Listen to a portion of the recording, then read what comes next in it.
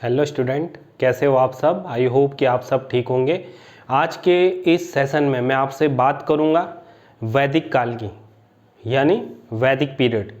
तो वैदिक पीरियड को हम दो भागों में बांटेंगे। सबसे पहले जो वैदिक पीरियड का था ऋग्वैदिक पीरियड, यानी ऋग्वेद का जिसमें बोलबाला था, और उसके बाद हम उत्तर वैदिक पीरियड में चलेंगे, यानी उत्तर वैदिक काल में, जिसमें कि चारों वेदों का उल्लेख मिलता है। जो इसमें सबसे ज़्यादा समझने वाली बात है कि इसमें आर्यंस भारत में, मध्य एशिया से उस समय आर्यंस भारत में आ रहे थे, और उन्होंने ही ये पूरी जो भी हमारा ऋग्वैदिक या वेदों का, उपनिषदों का पूरा प्रचार प्रसार आर्यों के द्वारा माना जाता है। इसीलिए भारत को आर्यव्रत भी कहते हैं। तो जो इनका काल था, एक इन्हें दो भागों में इसीलिए विभक्त किया गया। एक फर्स्ट ऑफ ऑल कि ऋग्वैदिक काल किस पीरियड क्या माना जाएगा, 1500 BC टू 1000 BC तक, 1500 BC से 1000 BC तक जो काल माना जाता है वो ऋग्वैदिक काल माना जाता है आर्यंस का। और उसके बाद उत्तर वैदिक काल में क्या होता है, 1000 BC से 600 BC तक उत्तर वैदिक काल माना जाता है। तो किस तरह से चीज़ें ऋग्वैदिक काल से उत्तर वैदिक काल में चलती हैं, उसी के जो विषय है उसी के बारे में हम चर्चा करेंगे। तो सबसे पहले ये जो उल्लेख मिलता है कि आर्यंस भारत में जो उनके पशुपालन, जो उनका मुख्य व्यवसाय था, उसी कारण वो पशुओं के लिए जो ग्राउंड्स की व्यवस्था उतनी खुल के जो इंडिया में देखते थे, या जो अफगानिस्तान का इलाका है सिंध वाला, उस इलाके में जो मैदानी भाग थे घास के, उस वजह से वो पशुपालन पे ज़्यादा ध्यान देते थे, तो वो उनका भारत में आगमन माना जाता है। वही एक कारण था जिसको कि मुख्य रूप से उल्लेख मिलता है। इसके अलावा यदि हम बात करें कि पशुपालन, तो ऋग्वैदिक काल में पशुपालन, गाय को सर्वश्रेष्ठ माना जाता था, गाय की बहुत पूजा की जाती थी, और हिंदुज़म का उद्गम भी इसी में मिलता है, वैदिक समाज के अंदर। तो आपको पता है हिंदू में गाय को माँ के समान या देवता के समान हम मानते हैं। तो सबसे पहले जो हम ऋग्वैदिक काल में देखते हैं उनके कृषि या व्यवसाय से, तो व्यवसाय उनका मुख्यतः क्या, तो किस पे निर्भर थे वो सबसे ज़्यादा, वो पशुपालन पे थे। और पशुपालन में वो क्या करते थे, जब पशुपालन में वो कैटल्स जो होते हैं उन पे, कैटल्स मतलब जो भी उनके पास मवेशी, चाहे वो घोड़ा है, बकरी, मवेशी का भी वो बहुत ज़्यादा उपयोग करते थे, ताकि हल जोतने के काम में वो सब। तो उत्तर वैदिक काल तक क्या हो गया था, इनकी जो टेक्नोलॉजी से इन्होंने उर्वरक, खाद को समझ लिया था, हल का इन्होंने निर्माण कर लिया था, ये सब चीज़ें उत्तर वैदिक काल तक हो गई थी। और ऋग्वैदिक काल इसलिए बोला जाता है क्योंकि इसमें ऋग्वेद का सबसे ज़्यादा वर्णन और सबसे ज़्यादा इम्पैक्ट जो आर्यन, भारत में आर्यंस पे पड़ा था, ऋग्वेद को उन्होंने बहुत ज़्यादा मतलब प्रसिद्ध करवाया था। ऋग्वेद को हर जगह पे ऋग्वेद की चीज़ें मिलती हैं उन वेदों के थ्रू ही।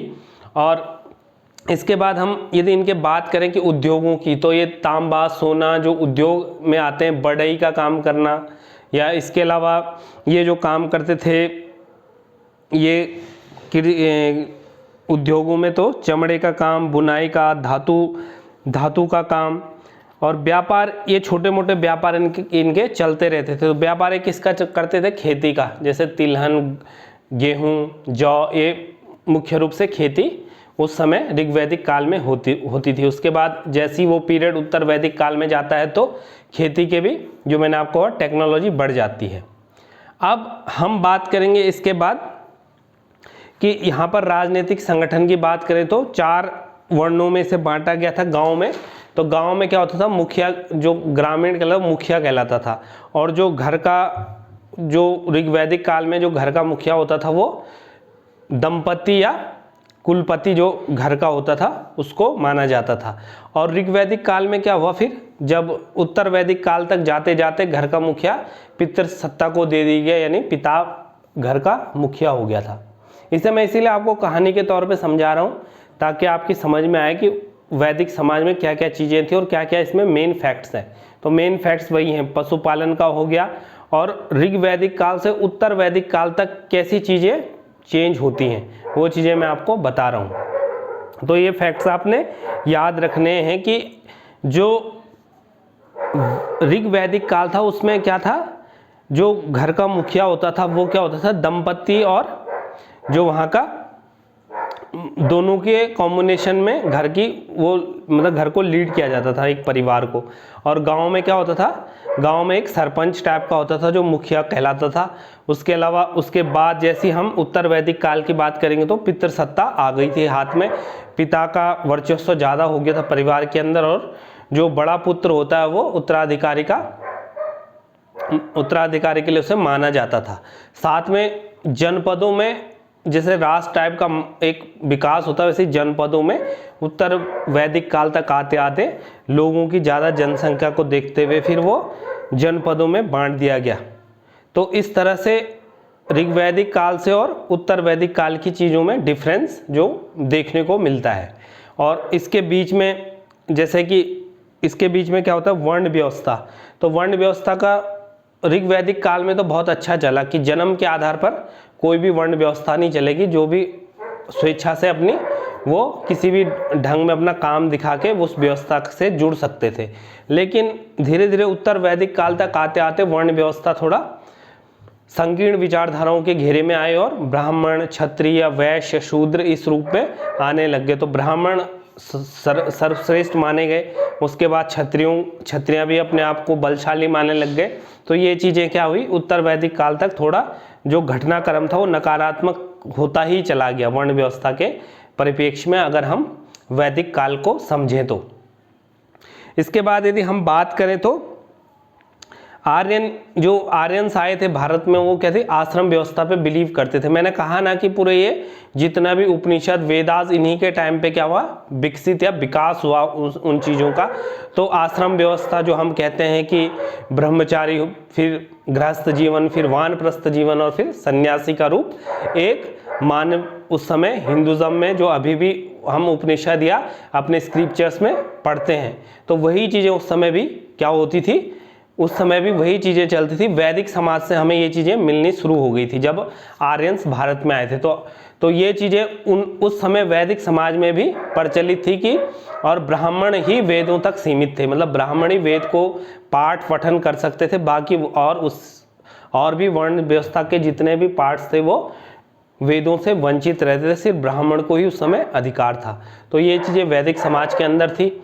साथ में जो वैदिक समाज में जो दो चीज़ें मैंने आपसे डिस्कस की हैं, जो चर्चा के दौरान मैंने जिनको बताया है कि एक तो ऋग्वैदिक काल से हम उत्तर वैदिक काल की तरफ जा रहे हैं, तो दोनों का डिफरेंस लेते हुए चल रहे हैं। यदि इसमें और आगे बात करें तो मैंने कहा कि गौशाला होती है उसका बहुत गोत्र से भी इस समय हम जानते हैं, जैसे अभी भी गोत्र के नाम पे ही, तो व्यवस्था उसी समय से विवाह व्यवस्था को देखा जाता है कि एक विवाह यदि कोई लड़का या लड़की या उसके जो ससुराल वाले हैं उनके गोत्रों को देख के भी विवाह किया जाता था। मतलब एक जैसे गोत्र नहीं होने चाहिए, जो कि आज भी कहीं कहीं देखने को मिलता है गोत्र व्यवस्था। तो ये वैदिक समाज से ही हमें मिलता है और उसी से हमने ये चीज़ें सीखी। वैदिक समाज में ये चीज़ें थी और आर्यन्स इन चीज़ों को फॉलो करते थे, ऋग्वेद को, और उत्तर वैदिक काल में चारों वेदों को क्या करते थे, फॉलो करते थे। तो ये चीज़ें हमने देखी हैं। यदि हम यहाँ पर महिलाओं की बात करें तो क्या होता था कि जो ऋग्वैदिक पीरियड था उसमें महिलाओं को क्या था, समान अधिकार थे, मतलब महिलाओं का अपना एक उनको पढ़ने की व्यवस्था थी, हर चीज़ थी। किसमें, जब हम ऋग्वैदिक काल की बात करते हैं, महिलाओं को क्या था, अगर महिला विधवा है तो उसे दूसरी शादी करने का अधिकार था। यदि महिला का हस्बैंड माना बात कोई इन दुर्घटनाग्रस्त ऐसी घटना घट जाती थी तो वो अपने देवर या उससे शादी उस समय कर सकती थी। ऋग्वैदिक काल की बात कर रहे हैं। जैसे ही हम उत्तर वैदिक काल में चलते हैं, जो कि उत्तर वैदिक काल मैंने कितना बताया, 1000 BC से 600 BC, तो उत्तर वैदिक काल में मतलब उसका बाद वाला क्रम, पहले ऋग्वैदिक पीरियड आता है, उसके बाद उत्तर वैदिक पीरियड। तो इसमें क्या होता है कि महिलाओं की दशा में सुधार नहीं हो पाता, महिलाओं को महिलाएं एक दास के रूप में रखी गई, फिर उनसे काम लिया गया। तो ये चीज़ें क्या हुई, उत्तर वैदिक काल में जाते जाते कुछ चीज़ें क्या हुई, नकारात्मक संकीर्ण विचारधाराओं के दायरे के अंदर फंस के रह गई। तो ये चीज़ें वैदिक समाज के अंदर थी। इसके अलावा यदि हम बात करें कि उपनिषद, तो उपनिषद का मतलब वो है किसी भी गुरु से शिक्षा लेने के लिए एक उनके चरणों में बैठ जाना, ये उपनिषद की डेफिनेशन है। तो वेदों से ऊपर उपनिषद को माना गया। ये सब चीज़ें जितने भी स्क्रिप्चर्स हैं हिंदुज़म में, वो सब चीज़ इस वैदिक समाज से हमें मिलती हैं। और पूजा पद्धति यदि हम बताएं तो ऋग्वैदिक काल में जिसके पास जो भी अन्न रहता था या कोई भी धन रहता था, जैसे कि किसी के पास अगर धन की कमी तो अन्न लेके अपनी पूजा, कोई भी मंदिर कुछ भी होता था तो वहाँ पर अपना घी या अनाज जो उन्होंने पैदा किया खेतों में वो ले जाके वो पूजा पद्धति को आगे उसको चलाते थे। और जब हम इस वाले पीरियड में आते हैं उत्तर वैदिक काल में, तो इसमें क्या हो जाता है, पूजा पद्धति पशु बलि में भी देखी जाती है, जो कि एक नकारात्मक दायरे में फिर चली गई थी। तो इन दो में जो मैंने डिफरेंस मेनली बताया है वो क्या था, एक तो ऋग्वैदिक काल क्या था, ऋग्वेद का इसमें सबसे ज़्यादा प्रचार प्रसार हुआ। उत्तर वैदिक काल में चारों वेद, ऋग्वेद, यजुर्वेद, अथर्ववेद और सामवेद, इनका उल्लेख मिलता है। सेकंड हम ये देखते हैं कि ऋग्वैदिक काल से उत्तर वैदिक काल में जाते जाते चीज़ें बहुत सारी नकारात्मक संकीर्ण उसमें दायरे में फंस के रह गई, चाहे वो महिलाओं की दशा में देखा गया हो, चाहे वो पूजा पद्धति में देखा गया हो, चाहे वो वर्ण व्यवस्था में देखा गया हो, तो चीज़ें थोड़ा नकारात्मक हुई। तो ये जितना भी मैंने आज आपको वैदिक समाज के बिंदु बताए वो चीज़ें आपने ध्यान रखनी है। और फिर मैं आपसे अगले वीडियो में हिस्ट्री के जो टॉपिक्स हैं कि मौर्य वंश आने से पहले क्या क्या चेंजमेंट और वैदिक समाज के बाद किसकी भारत में किस चीज़ का आगमन हुआ मौर्य समाज से पहले, तो ये मैं अगले वीडियो में आपसे डिस्कस करूँगा। तब तक के लिए आपसे फिर मुलाकात होगी कल। तब तक के लिए जय भारत, जय उत्तराखंड। Thank you.